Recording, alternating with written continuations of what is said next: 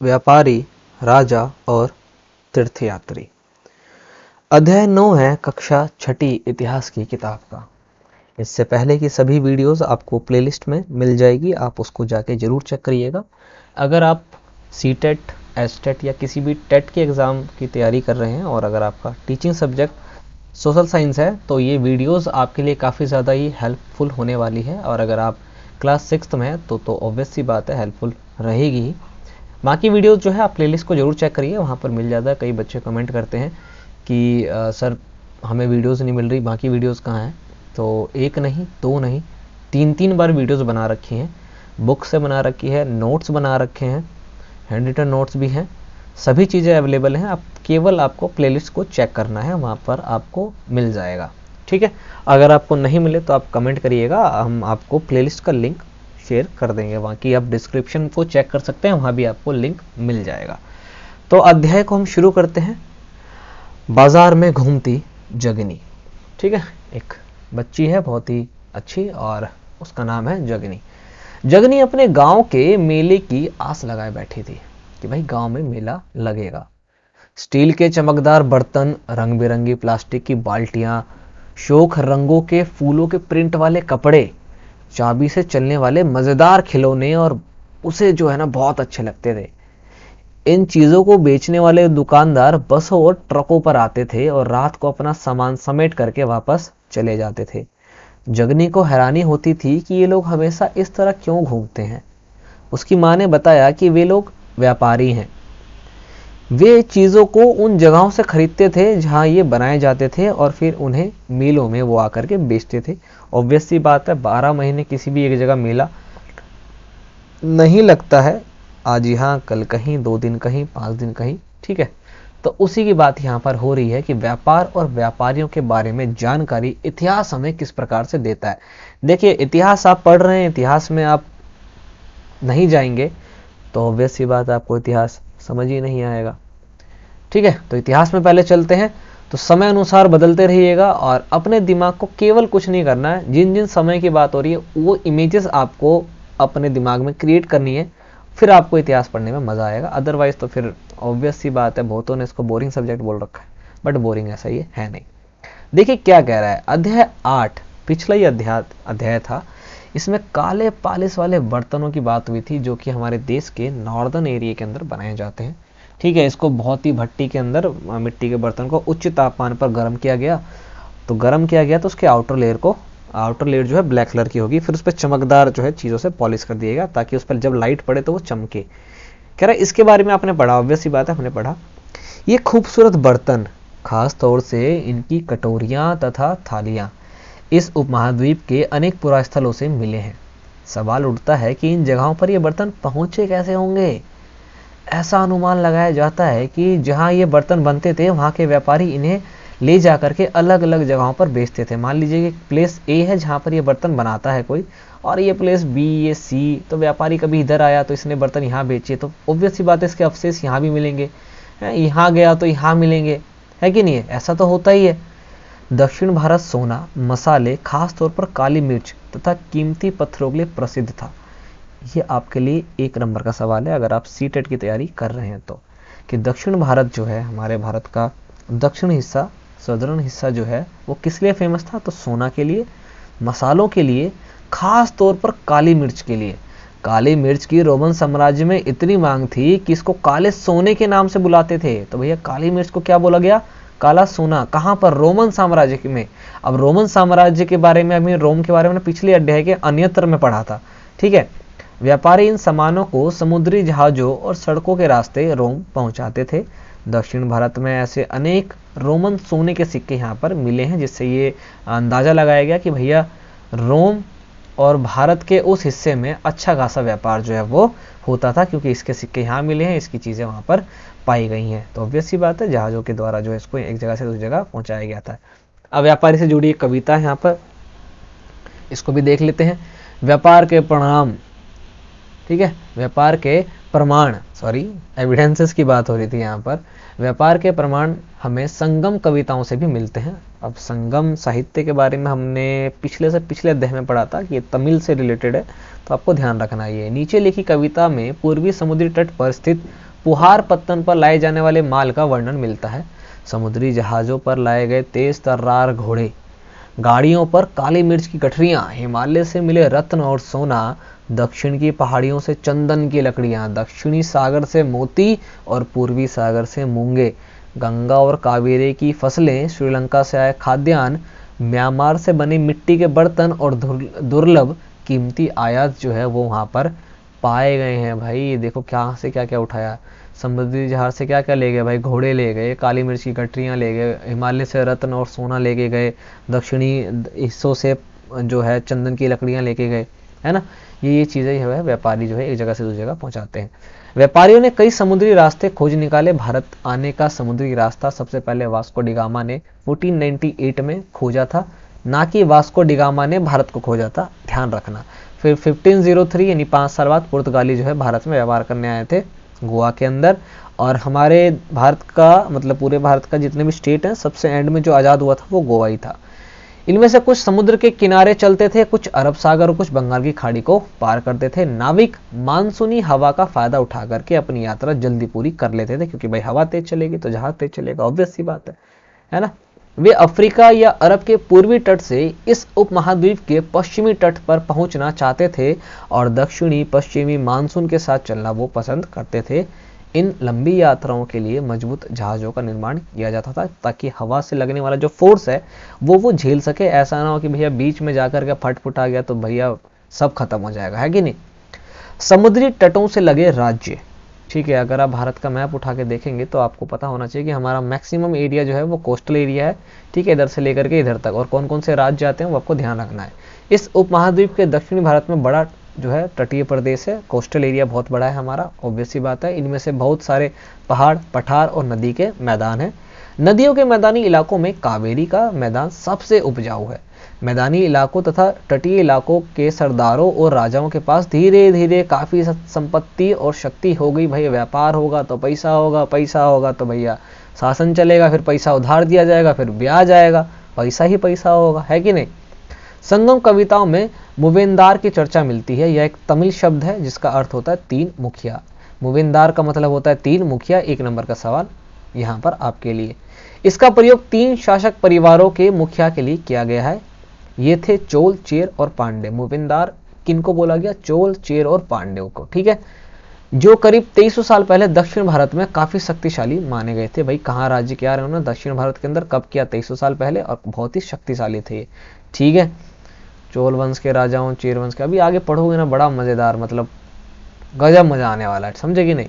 इन तीनों मुखियाओं ने अपने 2-2 सत्ता केंद्र बना रखे थे। इनमें से एक तटीय हिस्से पर था, दूसरा अंदरूनी हिस्से में था, मतलब एक कोस्टल एरिया में होता था, दूसरा अंदर होता था, है कि नहीं है।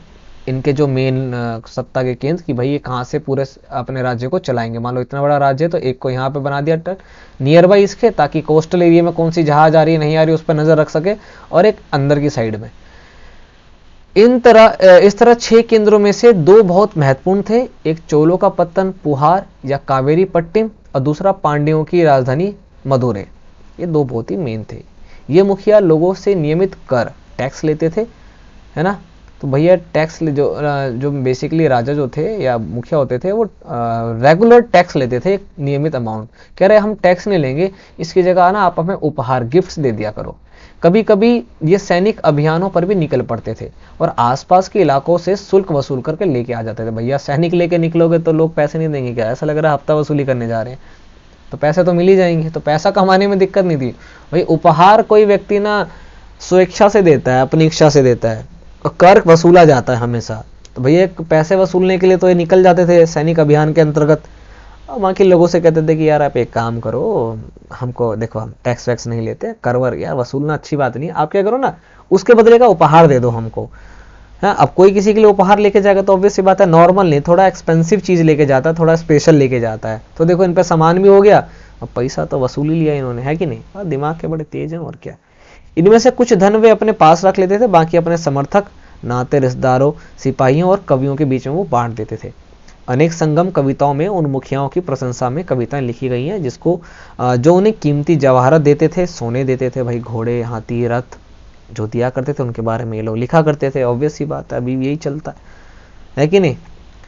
इसके लगभग 200 वर्षों के बाद पश्चिमी भारत में सातवाहन नामक राजवंश का प्रभाव जो है काफी ज्यादा बढ़ गया। सातवाहनों का सबसे प्रमुख राजा गौतमीपुत्र सातकर्णी था। बेटा ये जितने नाम आपको दिख रहे हैं ना, ठीक है, कहानी तो सुनो, साथ साथ में नाम को याद रखो, कॉपी पेन लेकर के बैठो, इन पॉइंट्स को लिखते रहा करो। तो सातवाहनों का सबसे प्रमुख राजा कौन था? सातकर्णी, जिनकी माता का क्या नाम था भैया? गौतमी। अब देखो मातृ सत्तात्मक की बात हो रही है, क्योंकि माता के नाम से बच्चे का नाम आ रहा है सामने। अभी आपका नाम पिता के नाम से चलता है, तो अभी पितृ सत्तात्मक चल रहा है, उस वक्त वहां पर मातृ सत्तात्मक था। ये छोटी छोटी चीजों को खुद से ध्यान रखो, ठीक है। उसके बारे में हमें उसकी माँ गौतमी बलश्री द्वारा दान दिए गए अभिलेखों से पता चलता है। वह और अन्य सभी सातवाहन शासक दक्षिणापथ के स्वामी कहे जाते हैं।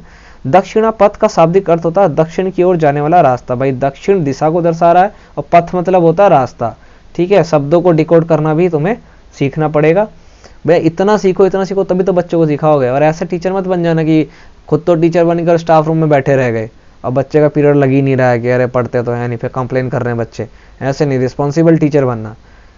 पूरे दक्षिणी क्षेत्र के लिए भी यह नाम जो है काफी ज्यादा प्रचलित था। कौन सा? भाई दक्षिणी एरिया को क्या बोला गया? दक्षिणापथ।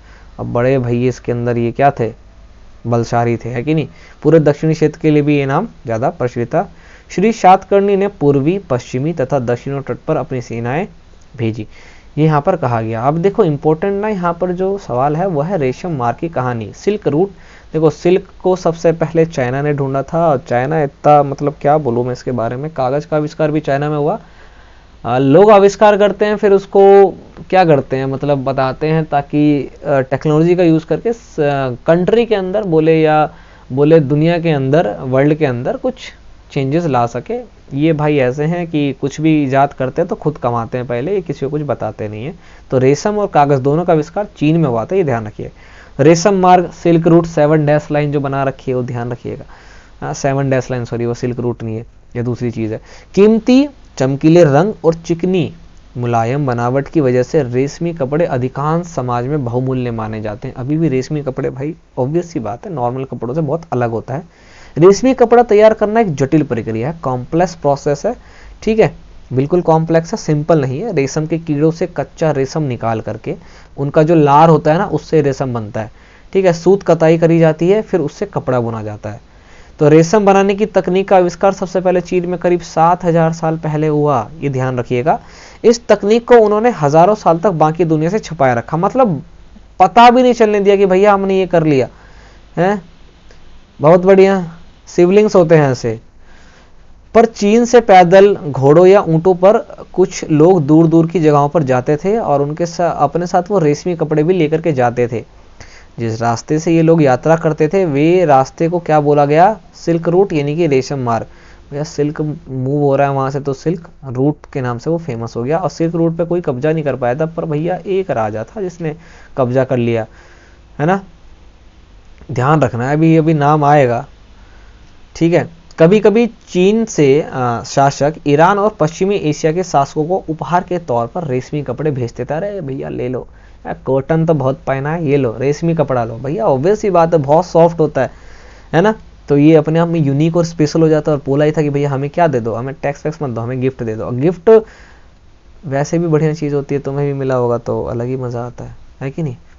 यहाँ से रेशम के बारे में जानकारी और पश्चिमी की ओर फैल गई कि भैया अरे अरे सुनो सुनो, साला चाइना जो है ना वो कर लिया अब इसका रेशम का, सिल्क बना लिया है वो, और तुम कॉटन में ही करते रहो खाली। वो कह रहा है झूठ बोल रहे हो, क्योंकि भैया चाइना वालों ने तो बहुत टाइम तक बताया नहीं ना, बात ही नहीं आने दी बाहर कि रेशम नाम की कोई चीज है।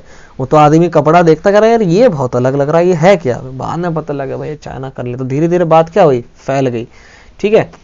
करीब 2000 साल पहले रोम के शासकों और धनी लोगों के बीच रेशमी कपड़े पहनने का एक फैशन बन गया। इसकी कीमत बहुत ज्यादा होगी भाई, ऑब्वियस ही बात है, डिमांड बढ़ जाएगी तो पैसा ही पैसा होगा, है कि नहीं। क्योंकि चीन से इसे लाने में दुर्गम पहाड़ी और रेगिस्तानी रास्ते से होकर के इसको गुजरना पड़ता था। यही नहीं, रास्ते के आसपास रहने वाले लोग व्यापारियों से यात्रा शुल्क भी मांगते थे कि भैया आप हमारे यहाँ से यात्रा कर रहे हैं तो लाओ कुछ टैक्स के नाम पे दे दो, मतलब दे दो पैसा, कहीं से भी ला करके दे दो, हमें नहीं पता, कहीं से भी दो। मानचित्र 6 पृष्ठ नंबर 76 को कह रहा भैया आप देखो, इसमें सिल्क रूट का और उसकी शाखाओं को दर्शाया गया है। कुछ शासक इसके बड़े बड़े हिस्सों पर अपना नियंत्रण करना चाहते थे। भैया लालच तो है ना, सिल्क दबा करके बिक रहा है, एक रास्ते से जा रहा है, इस रास्ते पे कब्जा कर लो तो भैया पूरा सिल्क तुम्हारा, या तो पकड़ के लूट लो, या फिर भैया बोलो कि तुम एक काम करो, हमको इतना रुपया दो, जितना भी जीरो तुम लगाना चाहते हो लगा लो, और तब हम आपको यहाँ से जाने देंगे। तो भैया जो खरीदेगा उसके पास ये अमाउंट जोड़ दिया जाएगा। बिकता तो ऐसा ही है क्योंकि डिमांड तो इसकी खूब चल रही है। तो कुषाण वंश का राजा था कनिष्क, उसने कब्जा कर लिया था इसके ऊपर अच्छे से, बढ़िया से एकदम, समझे, ये ध्यान रखना हमेशा। क्योंकि इस रास्ते पर यात्रा कर रहे व्यापारियों से उन्हें कर, शुल्क और तोहफों के जरिए लाभ मिलता था। इसके बदले वे शासक इन व्यापारियों को अपने राज्य से गुजरते वक्त लुटेरों के आक्रमण से सुरक्षा दे देता, वरना नहीं पता लगा। आज के टाइम में तो चलो लुटेरे थोड़े से कम हो गए, उस टाइम पे तो भाई पता लगा व्यापारियों का झुंड जा रहा है तो पकड़ के लूट लो। लूटने का ऑफिशियल तरीका हो गया आजकल, तो स्कैम चलते हैं ऑनलाइन। उस टाइम पे भैया लूट लो, पकड़ के डंडा लाठी जो मिले पेलो और लूट लो, ये चलता था। तो सिल्क रूट पर नियंत्रण करने वाले शासकों में सबसे प्रसिद्ध जो शासक था वो था कुषाण। ठीक है, कुषाण शासक थे, कनिष्क राजा जो था वो था।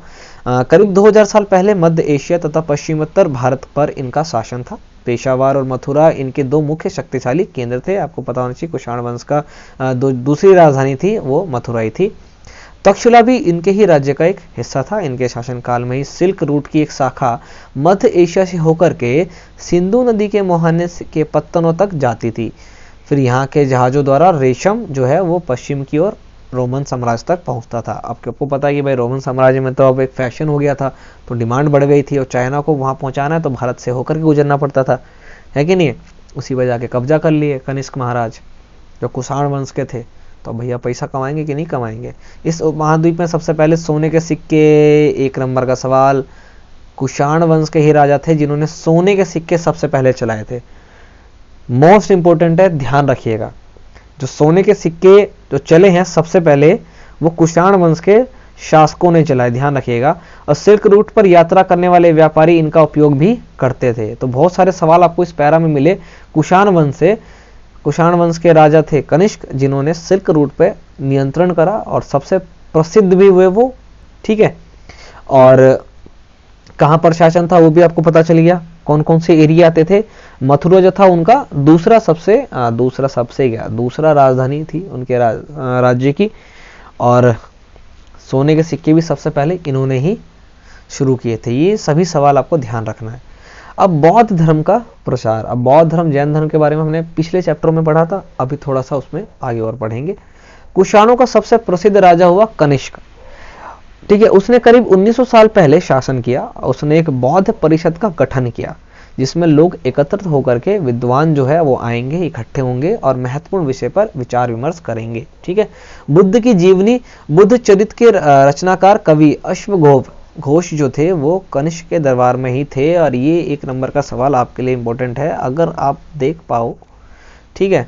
एक तो यहाँ पर दो सवाल बिना, बुद्ध की जीवनी जो किताब है उसका नाम क्या है, बुद्ध चरित्र। इसको रचने वाले कौन है, अश्वघोष। और ये कहाँ थे, कनिष्क के दरबार में ही रहते थे।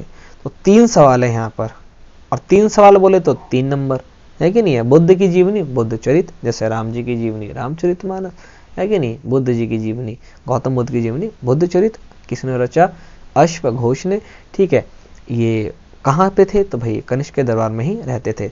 अश्वघोष तथा अन्य बौद्ध विद्वानों ने अब संस्कृत में लिखना शुरू कर दिया था। यहाँ देखिए दिया क्या गया है, सांची के स्तूप का एक मूर्ति चित्र है, यहाँ पर ये बना रखा है, ये आप देख सकते हैं। कितनी बेहतरीन नक्काशी है ना, आर्किटेक्चर देखिए आप, हैं। अभी भी आप इन जगहों पे जाओगे देखोगे तो मतलब अलग ही मजा आएगा। देखिए इसके बारे में कुछ लिखा भी है कि यहाँ इस वृक्ष और उसके नीचे एक खाली आसन को देखो। मूर्तिकार ने यह बताने के लिए खुदाई करके यह मूर्ति बनाई कि बुद्ध को ज्ञान की प्राप्ति इसी वृक्ष के नीचे बैठ करके हुई थी, ध्यान करते हुए। और वो पीपल का पेड़ था। और बुद्ध के बारे में, उनका जन्म कहाँ हुआ, लुम्बिनी नेपाल के अंदर, ठीक है। ज्ञान की प्राप्ति कहाँ हुई, बोध गया के अंदर सबसे पहला सार उन्होंने कहाँ सुनाया, प्रवचन कहाँ दिया, सारनाथ में। और मृत्यु जो है वो कुशीनारा में हुई। ये चीज़ें तो आपको ध्यान रखना है। शाक्य वंश से वो बिलोंग करते थे। बौद्ध धर्म का उन्होंने शुरुआत करी, उससे पहले वो हिंदू धर्म में थे, मतलब हिंदू थे बेसिकली, ठीक है। इतनी चीज़ें आपको ध्यान रखना है। आगे देखिए क्या हुआ, कहाँ चले गए भाई हम, यहाँ आ गए, ठीक है। अब अश्वघोष ने और अन्य जो बौद्ध विद्वान थे उन्होंने संस्कृत में लिखना शुरू कर दिया। अब देखो यहाँ पे ना बौद्ध धर्म में कुछ चेंज हुआ। इस देखो बौद्ध धर्म और जैन धर्म यानी गौतम बुद्ध, महावीर, जैन हो या कबीर जी हो या फिर गुरु नानक जी हो, वो सभी निराकार ईश्वर को मानते थे। ठीक है, निर्गुण भक्ति करते थे, मतलब उनके लिए मूर्ति पूजा नहीं होती थी, वो मूर्ति पूजा को नहीं मानते थे। हुआ क्या, इस समय बौद्ध धर्म की एक नई धारा महायान का विकास हुआ। इसकी दो मुख्य विशेषताएं थी। ठीक है, महायान किससे रिलेटेड है, तो बौद्ध धर्म से। दो विशेषता बहुत थी। पहला तो ये, मूर्तियों में बुद्ध की उपस्थिति सिर्फ कुछ संकेतों के माध्यम से दर्शाई जाती थी। मतलब गौतम बुद्ध हैं, जबकि गौतम बुद्ध खुद मूर्ति पूजा के खिलाफ थे। उन्होंने कभी नहीं बोला कि मेरी मूर्ति बना के मेरी पूजा करो। ठीक है, लेकिन एक होता है ना कि हम जब कोई चीज़ हम किसी से इंस्पायर होने लग जाते हैं, कोई हमारे आइडियल होते हैं, तो ऑब्वियस ही बात है हम उनकी मूर्ति फोटो कुछ ऐसे अपने पास रखते हैं। तो यही गौतम बुद्ध के साथ था भाई। जो उनके सभी धर्म के अंतर्गत लोग थे, उन्होंने भी सोचा कि भाई ट्रिब्यूट तो देना चाहिए। तो देखो गौतम बुद्ध तो खुद ही मूर्ति पूजा के विरुद्ध थे। ठीक है, उन्होंने तो खुद नहीं की, तभी तो निर्गुण भक्ति करी उन्होंने। तो लोगों ने क्या करा कि भैया अब गौतम बुद्ध की उपस्थिति को दर्शाना था, तो गौतम बुद्ध की मूर्ति ना बना करके कुछ संकेत बना दिए। जैसे पीपल का पेड़ का नक्काशी बनाई, जो कि यहाँ पर आपको इमेज दिख रहा है। इसमें क्या दिखा रहा है, दर्शा रहे हैं साफ साफ कि भाई यहाँ पर गौतम बुद्ध बैठ करके, इसी आसन के ऊपर बैठ करके उन्होंने क्या करा, उनको ज्ञान की प्राप्ति हुई थी ध्यान करते हुए। तो कुछ तरीकों से उन्होंने दिखाना शुरू करा। जैसे मिसाल के तौर पर उनकी निर्वाण प्राप्ति को पीपल के पेड़ की मूर्ति द्वारा दर्शाया गया। अब बुद्ध की प्रतिमा भी बनाई गई। देखिए गौतम बुद्ध जिन्होंने बौद्ध धर्म की शुरुआत की, वो निर्गुण भक्ति करते थे, मतलब मूर्ति पूजा नहीं मानते थे। लेकिन आगे जा करके क्या हुआ, मूर्ति पूजा, उन्हीं की मूर्ति बना करके पूजा उनकी शुरू कर दी गई, है ना। प्रतिमाएं जो उनकी अब बनने लगी, इनमें से अधिकांश जो है वो मथुरा में और कुछ तक्षशिला में बनाई गई। एक तो ये चेंज आया, ठीक है, मूर्ति पूजा में, कि अब गौतम बुद्ध के संकेतों के द्वारा और उनकी मूर्तियां बना करके उनके उपस्थिति को दर्शाया गया। दूसरा परिवर्तन बोधिसत्व में आस्था को लेकर के आया। बोधिसत्व उन्हें कहते हैं जो ज्ञान प्राप्ति के लिए एकांतवास करते हुए ध्यान साधना करते हैं, अपने घर बार को छोड़ देते हैं। ठीक है, अब इनकी आस्था तो देखो स्टार्टिंग से यही थी कि भाई घर बार छोड़ दो, एक टाइम ऐसा आएगा सन्यासी जब टाइम आएगा तो आपको घर बार छोड़ करके एकांत में जाकर के ध्यान करना है भगवान का, और वहीं पर आपको निर्वाण प्राप्त करना है। अब इसमें कुछ चेंज आया, लेकिन ऐसा करने के बजाय वे लोग शिक्षा देने और मदद करने के लिए सांसारिक परिवेश में ही रहना ठीक समझने लगे। मतलब जब लोग अपने सन्यासी, ठीक है, सन्यासी टाइम पीरियड के अंतर्गत आए, तो लोगों ने क्या करा, अपना घर बार छोड़ दिया और किसी एकांत जगह में जाकर ध्यान वगैरह उन्होंने करना शुरू कर दिया।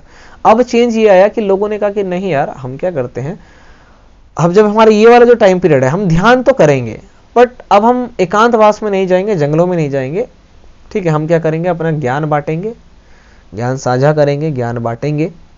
ठीक है, और दूसरा क्या करेंगे, हम सांसारिक परिवेश में ही रहेंगे, मतलब जैसे घर बार में है ना, वहीं रहेंगे, कहीं और नहीं जाएंगे। तो दो चेंजेस बहुत बड़े आए थे, जबकि ये वो दो चेंजेस हैं, ये वो दो चीज़ें हैं जो बौद्ध धर्म के अंतर्गत बहुत ही इंपॉर्टेंट थी। मतलब मूर्ति पूजा को मानते नहीं थे। दूसरा ये कि आपको आपके सन्यासी टाइम पीरियड में जब आप मतलब सब कुछ कर चुके, अपना गृहस्थ जीवन निभा चुके हो, तो उसके बाद आपको जा करके एकांत में बैठ के ज्ञान प्राप्त करना था।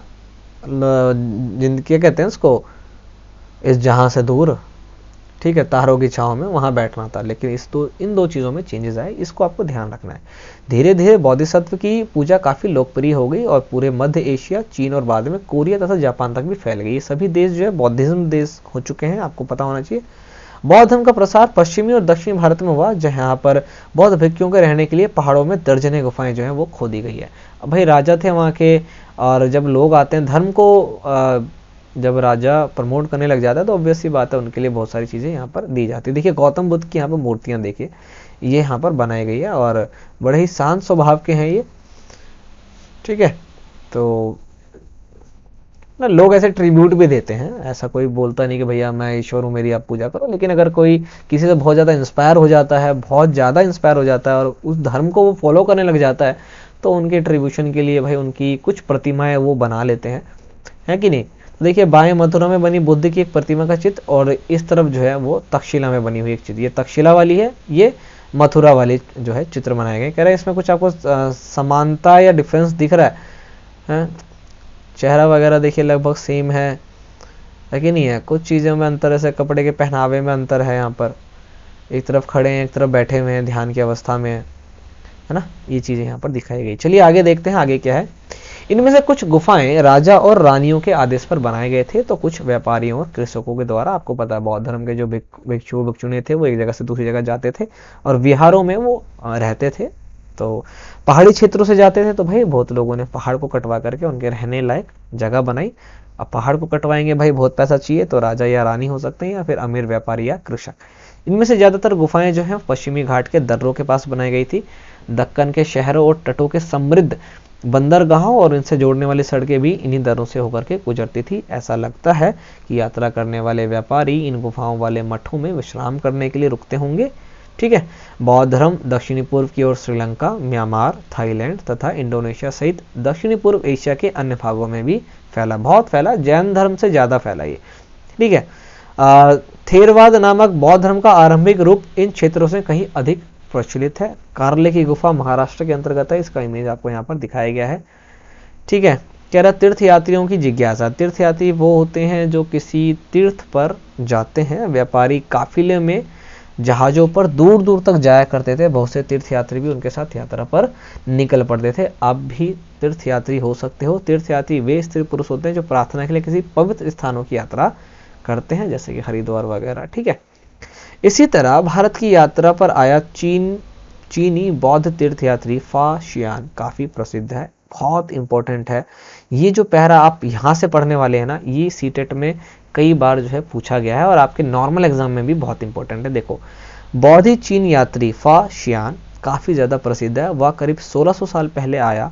उसके बाद आया श्वेत त्सांग 1400 साल पहले, और वो करीब 50 साल बाद, इसके 50 साल बाद आया इत्सिंग। 3 व्यक्ति चीन से आए, फा शियान, श्वेत त्सांग और इत्सिंग, FSE। ठीक है। पहले आया, ये देखिए पूछा जाएगा सबसे पहले कौन आया, दूसरे पे कौन आया, तीसरे पे कौन आया। 1600 साल पहले आया फा शियान, फिर श्वेत त्सांग आया 1400 साल पहले, और इसके 50 साल बाद आया इत्सिंग। वे सब बुद्ध के जीवन से जुड़ी जगहों और प्रसिद्ध मठों को देखने के लिए भारत यहाँ पर आए थे। इनमें से प्रत्येक तीर्थ यात्री ने अपना यात्रा का वर्णन लिखा। ठीक है। इन्होंने अपनी यात्रा के दौरान आई मुश्किलों के बारे में भी लिखा कि किस किस प्रकार से कौन कौन सी मुश्किलें आई उनकी यात्रा के दौरान, चाहे वो जंगल का एरिया हो, पानी हो, पहाड़ हो, जो भी हो, सभी लिखा।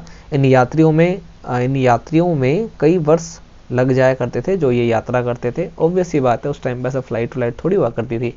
पैदल यात्री करते थे या पानी का एरिया है तो जहाज मैक्सिमम चलते थे। जिन देशों और मठों को उन्होंने देखा उनके बारे में उन्होंने लिखा।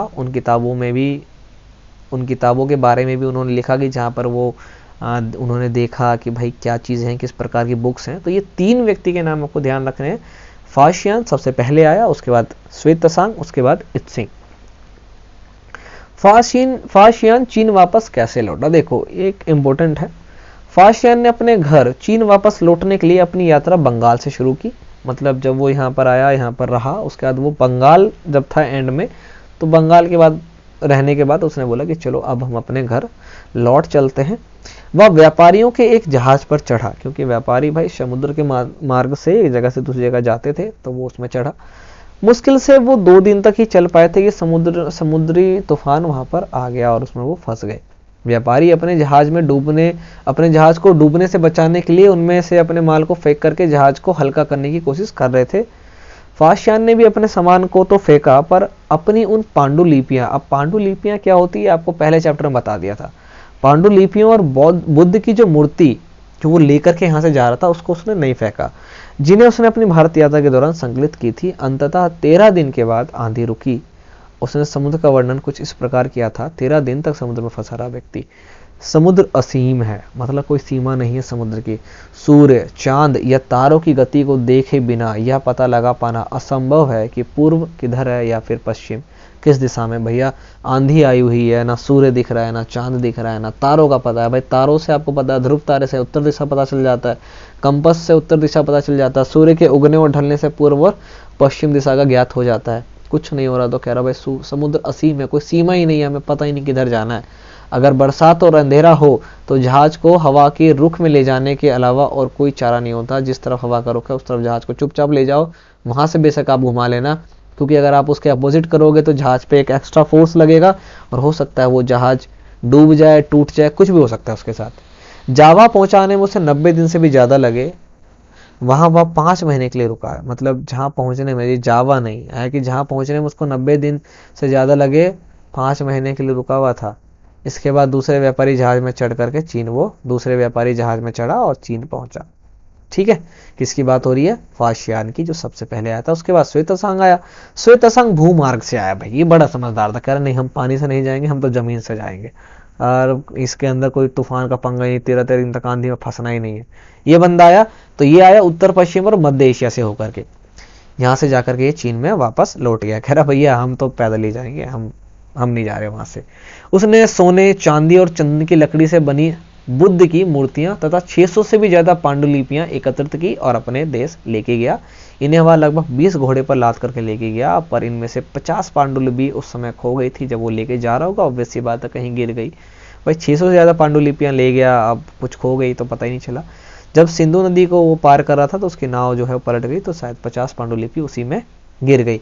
अपने जीवन का बाकी हिस्सा उसने बची हुई पांडुलिपियों को संस्कृत से चीनी अनुवाद करने में लगा दिया। तो इस हिसाब से या इस प्रकार से आप कह सकते हो कि चीन के अंदर बौद्धिज्म जो है बहुत अच्छे से फैला। नालंदा शिक्षा का एक विशिष्ट केंद्र। नालंदा विश्व की सबसे बड़ी यूनिवर्सिटी है बिहार के अंदर, ध्यान रखिएगा। ठीक है, श्वेतसांग तथा अन्य तीर्थयात्रियों ने उस समय के सबसे प्रसिद्ध बौद्ध विद्या केंद्र नालंदा बिहार में अध्ययन किया। उसने नालंदा के बारे में इस प्रकार लिखा, यहाँ के शिक्षक योग्यता तथा बुद्धि में सबसे आगे हैं। बुद्ध के उपदेशों का वह पूरी ईमानदारी से पालन करते हैं। मठ के नियम काफी सख्त हैं, जिन्हें सबको मानना ही पड़ता है। पूरे दिन वाद विवाद चलते ही रहते हैं, जिससे युवा और वृद्ध दोनों ही एक दूसरे की मदद करते हैं। विभिन्न शहरों से विद्वान लोग अपनी शंकाएं दूर करने के लिए यहाँ पर आते हैं। नए आगंतुकों से पहले द्वारपाल ही कठिन प्रश्न पूछते हैं। मतलब एंट्री इतनी इजी नहीं है नालंदा में, अभी भी नहीं है। उन्हें अंदर जाने की अनुमति तभी मिलती है जब वे द्वारपालों को सही उत्तर दे पाते हैं। 10 में से 7-8 जने ही जो हैं वो उत्तर नहीं दे पाते हैं। सोचो 10 में से केवल 2-3 जने ही अंदर जा पाते हैं। तो नालंदा यूनिवर्सिटी बहुत पुरानी यूनिवर्सिटी है, सबसे पुरानी तक्षशिला है, ठीक है, जो कि अभी पाकिस्तान में, ऑब्वियस सी बात है। और नालंदा विश्व की सबसे बड़ी यूनिवर्सिटी है अभी भी बिहार के अंदर। बहुत दूर दूर से लोग यहाँ पर पढ़ने आते हैं, और हम बिहार मतलब क्या बोले, हम यहीं हैं और हम ही नहीं पढ़ते। पढ़ो पढ़ो, है कि नहीं। देखो अब भक्ति की शुरुआत, जहाँ पर बौद्ध धर्म फैल रहा है, जैन धर्म फैल रहा है, तो वैसी बात है भक्ति की शुरुआत भी होगी। इन्हीं दिनों देवी देवताओं की पूजा का चलन भी शुरू हो गया। बाद में हिंदू धर्म का यह प्रमुख पहचान भी बन गया, जिसमें शिव, विष्णु और दुर्गा जैसे देवी देवता जो है इसमें शामिल हुए। इन देवी देवताओं की पूजा भक्ति परंपरा के माध्यम से की गई। भाई भक्ति परंपरा, जिसमें पूजा अर्चना, गीत गायन जो है वो किया जाता है। भक्ति उस समय काफी लोकप्रिय परंपरा थी। कभी किसी देवी या देवताओं के प्रति अगर आपको श्रद्धा है, उसी को भक्ति कहा जाता है। भक्ति का पथ सबके लिए खुला हुआ था, चाहे वो अमीर हो, गरीब हो, ऊंची जाति का हो, नीची का हो, स्त्री हो, पुरुष हो, बच्चा हो, कोई भी हो, वो वहां पर आ सकता है, भक्ति मार्ग में आ सकता है। भक्ति मार्ग की चर्चा हिंदुओं के पवित्र ग्रंथ भगवद गीता में की गई है। 1 नंबर का सवाल आपके लिए यहाँ पर छोड़ दिया है। भगवद गीता महाभारत का एक हिस्सा है। देखो महाभारत का एक हिस्सा है भगवद गीता, ठीक है। इनमें भगवान श्री कृष्ण ने अपने भक्त और मित्र अर्जुन को सभी धर्मों को छोड़ करके उनकी शरण में आने का उपदेश देते हैं। आपको पता है कि भगवद गीता के अंतर्गत क्या क्या चीजें लिखी हुई हैं, क्योंकि केवल कृष्ण ही अर्जुन को सारी बुराइयों से मुक्ति दिला सकते थे। पूजा का यह रूप धीरे धीरे देश के विभिन्न भागों में फैलने लगा था। भक्ति मार्ग अपनाने वाले लोग आडंबर के साथ पूजा पाठ करने के बजाय ईश्वर के प्रति सच्ची लगन और व्यक्तिगत पूजा पर जोर देते हैं। आडंबर मतलब दिखावा या मतलब कुछ इसी प्रकार की चीज, आडंबर रचना, मतलब भक्ति नाम की कोई चीज नहीं है, लेकिन भक्ति कर रहे हैं वैसा। तो वैसे नहीं कर रहे थे, उन्होंने व्यक्तिगत पूजा करना शुरू कर दिया। मतलब वो पर्सनली भी, जहां पर पूजा पाठ सभी लोगों के आने के बाद, पूरा गांव राज्य आने के बाद होता था, वहां पर अब व्यक्तिगत। अभी भी क्या भक्ति मार्ग में हम सभी है, आपके घर में पूजा पाठ होता होगा, तो व्यक्तिगत आप करते हो ना, इंडिविजुअल करते हो, तो आप भक्ति मार्ग के अंतर्गत आते हो। भक्ति मार्ग अपनाने वालों का यह मानना है कि अगर अपने आराध्य देवी या देवताओं की सच्चे मन से पूजा की जाए तो वह उसी रूप में दर्शन देंगे जिस रूप में भक्त उन्हें देखना चाहते हैं। जैसे कि विष्णु जी के बहुत सारे अवतार हैं, श्री राम है ना, श्री राम है, वामन अवतार है उनका, और कृष्ण अवतार है। तो देखो कोई कृष्ण को पूज रहा है तो भक्ति मार्ग की यही खासियत है कि वो कृष्ण को पूज रहे हैं ना, तो वो यही चाहता है कि भगवान जब उनको दर्शन देना तो कृष्ण के रूप में दे। छलिया वो आकर के जो है माखन चुरा रहे हैं, देख दो कृष्ण को माखन खिला रहे हैं, है कि नहीं। तो अलग अलग रूप में अलग अलग रूप के लिए लोग पूजा करते हैं, और उनका यही मानना है कि भगवान जो है उनको उसी रूप में दर्शन देंगे। इसलिए आराध्य देवी या देवता मानव के रूप में भी हो सकते हैं, या फिर सिंह, पेड़ या अन्य किसी रूप में। जैसे नरसिंह अवतार देखा आपने, आधे वो सिंह यानी शेर का अवतार है, वो भी विष्णु जी का अवतार है। हिरण्यकश्यप को मारने के लिए उन्होंने भी अवतार लिया था। और नर के रूप में किसी भी रूप में वो हो सकते हैं। जैसे हम तुलसी की पूजा करते हैं, पेड़ है ना वो, फिर भी हम तुलसी की पूजा करते हैं। तो भक्ति मार्ग की बहुत सारी विशेषताएं भी हैं। जैसे जैसे इस विचार को समाज द्वारा स्वीकृति मिलती गई, लोग अपनाने लगे। क्योंकि देखो बेसिकली क्या हुआ ना कि भक्ति मार्ग में सभी आ सकते थे, चाहे वो किसी भी जाति का हो, और भक्ति मार्ग को अपनाने के बाद अगर आपको पूजा पाठ करना है तो ये मैंडेटरी नहीं था कि आपको आप सभी को बुलाना पड़ेगा, आप इंडिविजुअल व्यक्तिगत तौर पर भी पूजा कर सकते थे। तो ये सबके लिए आसान हो गया। अब आगे क्या हुआ कि जब स्वीकृति मिली तो कलाकार आए, बहुत सारे देवी देवताओं को एक से बढ़कर एक खूबसूरत मूर्ति तैयार करने लगे, और इस प्रकार से ये चीज़ें भी यहाँ पर बढ़ जाती है। अब देखो भक्ति शब्द भज शब्द से बना है, जिसका मतलब होता है विभाजित करना या हिस्सेदारी। इसका अर्थ है कि भक्ति भगवान और भक्त के बीच परस्पर एक अंतरंग संबंध है। मतलब भक्ति के अंतर्गत भ से भगवान, भा से भक्त, बस। और इनके बीच जो वो लाइन है या जो कनेक्टिविटी है, कहते हैं ना आत्मा से परमात्मा की जो कनेक्टिविटी है, उसको भक्ति बोला जाता है। भक्ति भगवत या भगवान के प्रति झुकाव है, कि भाई भगवत यानी भगवान के प्रति आपका कितना झुकाव है, उसी को भक्ति कहा जाता है। भगवत का एक अर्थ ये भी है कि जो अपने ऐश्वर्य तथा सुख को भक्तों के साथ बांटता है कि नहीं।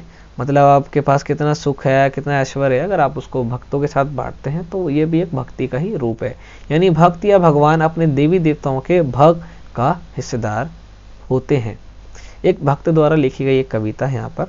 अधिकांश भक्ति साहित्य हमें यही बताते हैं कि धन, ऐश्वर्य या ऊंचे पद के जरिए कभी ईश्वर से आत्मीयता नहीं बन सकती। ऑब्वियस सी बात है भैया, तुम उसको क्या ही दे सकते हो जिसने तुम जैसे पता नहीं कितनों को कितना क्या दे दिया, और शायद हिसाब भी नहीं लेता है।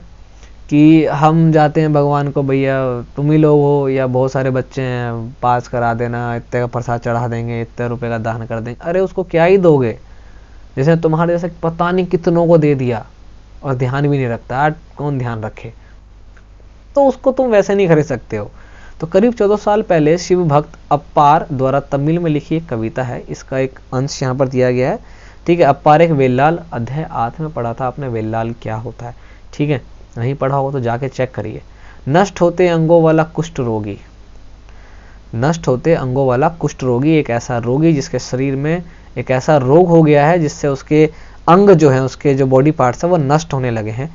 ब्राह्मणों की नज़र में निचली जाति का व्यक्ति, कूड़ा करकट बटोर कर अपनी जीविका चलाने वाला इंसान, अगर ये लोग भी गंगा को अपनी जटाओं में छिपा लेने वाले शिव के दास बन जाएं तो मैं उनकी आराधना करूंगा, क्योंकि वे मेरे ईश्वर समान है। कितनी बढ़िया चीज़ बोली है ना, कि एक मतलब कहते हैं ना कि जिनके आपको पता है कि शिव जी के जटाओं में गंगा माँ विराजी हुई हैं। कह रहे अगर ये सभी लोगों को अगर शिव जी की पूजा करने में, है ना, उनकी आराध्या करने में, उनकी भक्ति करने की परमिशन अगर मिलती है तो मैं भी इनकी आराधना जो है वो करूँगा, क्योंकि वो मेरे ईश्वर के समान हो जाएंगे। तो ये भी अच्छी बात लिखी है। चलो आगे चैप्टर में देखते हैं कि क्या है। देवी देवताओं का विशेष सम्मान होता था, ऑब्वियस सी बात है। इनके लिए विशेष जगहों पर विशेष मूर्ति जो है वो बनाई गई थी, इनकी मूर्तियां जो है वो रखी जाती थी। इन स्थानों को ही मंदिर कहने लगे। मंदिर आप देखोगे, मंदिर के प्रांगण के अंदर एक गर्भगृह होता है जहाँ पर मेन मूर्ति जो है वो रखी होती है, उसके बाद सब प्रांगण होता है, 1-2 लेयर में बनी होती है वो सभी। ठीक है, अध्याय 11 में तुम इन मंदिरों के बारे में पढ़ोगे या पढ़ोगी क्यों लिखा भाई, पढ़ोगे भी लिखो, है ना। भक्ति परंपरा ने चित्रकला, शिल्पकला और स्थापत्य कला के माध्यम से अभिव्यक्ति की प्रेरणा दी है, बहुत चीज़ों को उभारा है यहाँ पर। अब देखो वर्ड है हिंदू शब्द इंडस शब्द की तरह ही सिंधु या इंडस से निकला है। हिंदू शब्द इंडिया शब्द की तरह ही सिंधु या इंडस से निकला है। यह शब्द अरबों तथा ईरानियों द्वारा उन लोगों के लिए उपयोग किया गया जो सिंधु नदी के पूर्व में रहते थे, ईस्टर्न हिस्से में रहते थे। तो वो सिंधु नहीं बोल करके हिंदू बोलते थे, ठीक है, और इंडस नहीं बोल करके इंडिया बोलते थे। तो इंडस से नाम बना इंडिया, और सिंधु को हिंदू वो बोलने लगे, उससे हिंदुस्तान पड़ गया। तो हिंदू शब्द वहां से निकला है। यही शब्द अनेक धार्मिक विश्वास तथा सांस्कृतिक परंपराओं के लिए भी प्रयुक्त होता था, जैसे कि अभी भी होता है ना। ये चैप्टर तो यहाँ पर कंप्लीट हो गया। ये बाबूजी फिर आ गए हैं। तो ये चैप्टर तो यहाँ पर कंप्लीट हो गया। तो अब अन्यत्र देख लेते हैं भाई, कुछ और इन्फॉर्मेशन अगर मिल जाए तो सोने पे सुहागा है। करीब 2000 साल पहले पश्चिमी एशिया में ईसाई धर्म का उदय हुआ। ठीक है, ईसाई धर्म का उदय कब हुआ? लगभग 2000 साल पहले। कहाँ पर हुआ? पश्चिमी एशिया के देशों में। ईसा मसीह जी का जन्म बेथलेहम में हुआ था, जो उस समय रोमन साम्राज्य का हिस्सा था। ईसा मसीह ने स्वयं को इस संसार का उद्धारक बताया, है ना। बाइबल में उनकी जो है बातें लिखी हुई है। उन्होंने दूसरों को प्यार देने और उसी तरह दूसरों पर विश्वास करने का उपदेश दिया। जिस तरह हर व्यक्ति दूसरों से प्यार और विश्वास की उम्मीद करता है कि भैया हम चाहते हैं कि लोग हमसे प्यार करें, हम पर विश्वास करें, तो उसके लिए पहले तुम्हें भी लोगों से प्यार करना पड़ेगा और उन पर विश्वास करना पड़ेगा। कह रहा बाइबल में ईसा मसीह के द्वारा जो उपदेश दिए गए हैं उसका एक अंश यहाँ पर दिया गया है, उसको देखिए। धन्य हैं वे लोग जो धर्म और न्याय के लिए भूखे प्यासे रहते हैं। मतलब आपके लिए धर्म सबसे बड़ा हो जाता है। धर्म से आप जो है बिल्कुल भी, कहते हैं ना, मतलब हल्का सा भी हम कॉम्प्रोमाइज नहीं करेंगे। उनकी कामनाएं पूरी होंगी। जो दयालु है वे धन्य है, क्योंकि उन्हें दया मिलेगी। धन्य है वो लोग जो दिल से पवित्र हैं, क्योंकि वे ईश्वर के दर्शन कर सकेंगे। धन्य वे लोग जो शांति स्थापित करते हैं, वही ईश्वर की संतान कहलाएंगे। ईसा मसीह के उपदेश साधारण लोगों को बहुत पसंद आए और धीरे धीरे वो पश्चिमी एशिया, अफ्रीका तथा यूरोप में भी फैल गए। ईसा मसीह की मृत्यु के 100 सालों के अंदर ही भारतीय उपमहाद्वीप के पश्चिमी तट पर पहले ईसाई धर्म प्रचारक पश्चिमी एशिया से ही आए थे। केरल के ईसाइयों को सीरियाई ईसाई कहा जाता है, क्योंकि संभवतः ये पश्चिमी एशिया से आए थे। तो वे विश्व के सबसे पुराने ईसाइयों में से एक है। तो ईसाइयों के बारे में इस पैरा में दिया गया, इसमें से आपको 1 से 2 सवाल देखने को मिल गए होंगे। बाइबल की बुक के अंदर ईसा मसीह के बारे में लिखा हुआ है। ईसा मसीह जो है वो परमात्मा के इकलौते बेटे हैं, जो धरती पर आए थे लोगों का उद्धार करने के लिए। ठीक है, तो उम्मीद है कि आपको इसमें हिंदू धर्म के बारे में, भक्ति के बारे में, ईसाई धर्म के बारे में, नालंदा यूनिवर्सिटी के बारे में, बौद्ध धर्म के बारे में और उसका प्रचार प्रसार के बारे में पता चला होगा, और अच्छी इन्फॉर्मेशन, अच्छी चैप्टर, अच्छी चीज़ें। ठीक है, सवाल वही, जवाब एक ही कि इतिहास पढ़ना है। इतिहास को पढ़ने से बढ़िया आप क्या करो, समझो। एक छोटी सी बच्ची है यहाँ पर, तो उस एज में जाओ और समझो, तब सवाल मन में उठेंगे और सुनने समझने में बड़ा मजा आएगा। अध्याय 9 यहाँ पर कंप्लीट हो गया हमारा।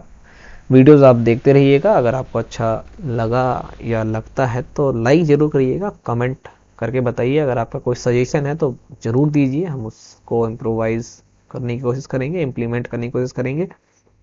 और बाकी वीडियोस आप देखिए, जाकर के प्लेलिस्ट को चेक करिए, आपको बहुत सारी वीडियोस मिल जाएगी जो इन्फॉर्मेटिव है। और हम वीडियोस और लेकर के आ रहे हैं, जल्दी लेकर के आ रहे हैं। आशा करते हैं कि आप समझे होंगे, और आपके एग्ज़ाम के लिए, आपकी तैयारी के लिए बेस्ट ऑफ लक। अच्छे टीचर बनिए। मार्गदर्शक होता है टीचर एक, और जिनको बहुत सारे क्या मतलब, जितने भी आपके अंतर्गत बच्चे आए उनको अच्छा मार्गदर्शन मिले। जनसंख्या हमारे पास है, केवल सही दिशा दिखाने की ज़रूरत है। केवल सिक्योर नौकरी के लिए, सिक्योर जॉब या केवल पैसों के लिए जॉब ना करें। ठीक है, रिस्पॉन्सिबिलिटी के लिए जो है इस चीज़ को उठाएं।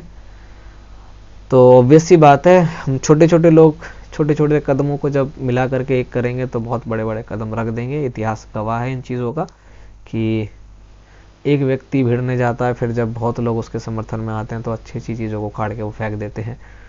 तो बस वही उम्मीद, वही आशा के साथ इन वीडियोस को बनाया जा रहा है, ताकि इन्फॉर्मेशन अच्छी मिल सके। हम भी सीख रहे हैं। मैं खुद एक लर्नर मानता हूँ अपने आप को, आपसे ही सीखता हूँ, डेली सीखता हूँ, बच्चों के बीच रहता हूँ, बहुत अच्छा लगता है। और कोशिश भी यही करता हूँ कि आप भी एक लर्नर रहे ज़िंदगी भर, तो बहुत अच्छा रहेगा। अच्छी चीज़ें सिखाए, ऑब्वियस सी बात है बहुत मज़ा आएगा, सुकून वाली ज़िंदगी आएगी और सुकून वाली नींद, वो ज़्यादा ज़रूरी है। तो ये सब तो बातें ठीक है, होती रहेंगी। और बेस्ट ऑफ लक आपके एग्ज़ाम के लिए, मैंने जैसे पहले कहा अभी भी। और लाइक शेयर करिएगा, शेयर ज़रूर करिएगा। और मिलेंगे हम आपसे नेक्स्ट वीडियो में, तब तक के लिए जय हिंद।